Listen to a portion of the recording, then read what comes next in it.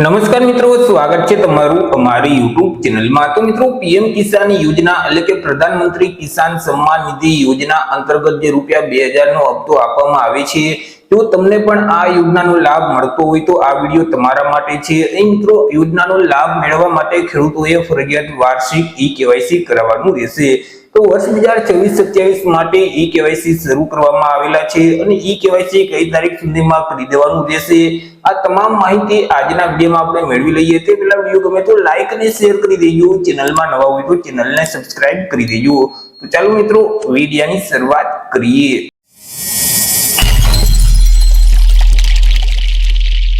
તો મિત્રો, આજે લેટર છે તે જે ગુજરાત સરકારનું ખેતીવાડી વિભાગ છે તેના દ્વારા 8/5/2026 ના રોજ આ પરિપત્ર જાહેર કરવામાં આવેલું છે। તમામ જિલ્લાના જે કલેક્ટર છે અને જે ડીડીઓ એટલે કે જિલ્લા વિકાસ અધિકારી છે તેને આ લેટર લખવામાં આવેલું છે। જે પીએમ કિસાન યોજનાના લાભાર્થીઓ છે તો તેનું બાયોમેટ્રિક ઓથેન્ટિકેશન દ્વારા ઈ-કેવાયસી પૂરું કરાવવા બાબતનો કંઈક લેટર લખવામાં આવેલું છે। તો આપણે વિગતવાર માહિતી મેળવીએ તો કે સવિનય ઉપરોક્ત વિષય અને ભારત સરકાર શ્રીના સંદર્ભ 1 અને 2 અન્વયે જણાવવાનું કે પીએમ કિસાન યોજનાનો લાભ મેળવવા માટે ભારત સરકાર શ્રી દ્વારા યોજનાના તમામ જે લાભાર્થીઓ છે તો તેના માટે બાયોમેટ્રિક ઓથેન્ટિકેશન દ્વારા ઈ-કેવાયસી ફરજિયાત કરવામાં આવેલું છે। જે અન્વયે લાભાર્થીઓએ દરેક નાણાકીય વર્ષના પહેલા હપ્તા મેળવવા માટે એટલે કે એપ્રિલ થી જુલાઈ સુધીનો જે હપ્તો આપવામાં આવે છે તે હપ્તો મેળવવા માટે તે હપ્તો રિલીઝ થાય તે પહેલા બાયોમેટ્રિક ઓથેન્ટિકેશન દ્વારા ફરજિયાત વાર્ષિક ઈ-કેવાયસી છે તે હવે તમામ ખેડૂતોએ કરાવવાનું રહેશે। જે લાભાર્થીઓએ બાયોમેટ્રિક ઓથેન્ટિકેશન દ્વારા ઈ-કેવાયસી કરાવેલ હશે તેવા જ લાભાર્થી ખેડૂતોને જે પીએમ કિસાન યોજનાનો હપ્તો છે, સહાય છે તે મળવાપાત્ર થશે। જે ખેડૂતો અહીં ઈ-કેવાયસી નહીં કરાવે તો તેને સહાયની રકમ છે તે મળવાપાત્ર થતી નથી। તો મિત્રો, જે ચાલુ નાણાકીય વર્ષ છે વર્ષ 2026-27 તો તેનું જે વાર્ષિક ઈ-કેવાયસી છે તે ખેડૂતોએ 30 જૂન 2026 એટલે કે 30/6/2026 સુધીમાં પૂરું કરવાનું રહેશે। જે ખેડૂતોએ 30/6/2026 સુધીમાં ઈ-કેવાયસી કમ્પ્લીટ કરી લેશે તે જ ખેડૂતોને આગામી હપ્તાની રકમ છે તે આપવામાં આવશે। મિત્રો, અહીં પીએમ કિસાન યોજના અંતર્ગત તમે અલગ અલગ 3 પદ્ધતિથી ઈ-કેવાયસી છે તે કરાવી શકશો।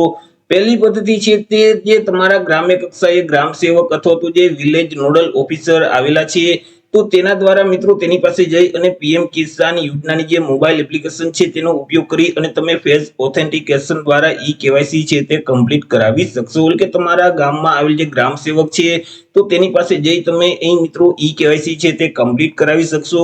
અથવા તો જે નજીકમાં સીએસસી સેન્ટર એટલે કે કોમન સર્વિસ સેન્ટર આવેલા છે અથવા તો તમારી ગ્રામ પંચાયત ખાતે જે ઈ ગ્રામ કેન્દ્ર આવેલ છે કે જ્યાં વીસી ઓપરેટર બેસતા હોય છે તેમની પાસે જઈ અને તમે બાયોમેટ્રિક ઓથેન્ટિકેશન દ્વારા ઈ-કેવાયસી કમ્પ્લીટ કરાવી શકશો। અથવા તો તમે જાતે એટલે કે તમે પોતે પણ અહીં મિત્રો ઈ-કેવાયસી છે તે કરી શકશો। અહીં જે પીએમ કિસાન યોજનાની જે મોબાઈલ એપ્લિકેશન છે તે તમારે ડાઉનલોડ કરી લેવાની રહેશે। ત્યાર પછી તેમાં તમારે લોગિન કરવાનું રહેશે। તેમાં લોગિન ટેબમાં જઈ અને મિત્રો ત્યાં ઓપ્શનમાં બેનિફિશિયરીનો ઓપ્શન જોવા મળશે જે ઓપ્શન તમારે સિલેક્ટ કરવાનું રહેશે અને ત્યાંથી મિત્રો તમે આધાર ઈ-કેવાયસી છે તે કરાવી શકશો। ફેસ ઓથેન્ટિકેશન છે તે તમે કરાવી શકશો। આધાર કાર્ડ નંબર અને રજીસ્ટ્રેશન નંબરથી તમારે લોગિન કરવાનું રહેશે જેથી કરી તમે ત્યાં ફેસ ઓથેન્ટિકેશન દ્વારા તમારું ઈ-કેવાયસી છે તે કમ્પ્લીટ કરી શકશો।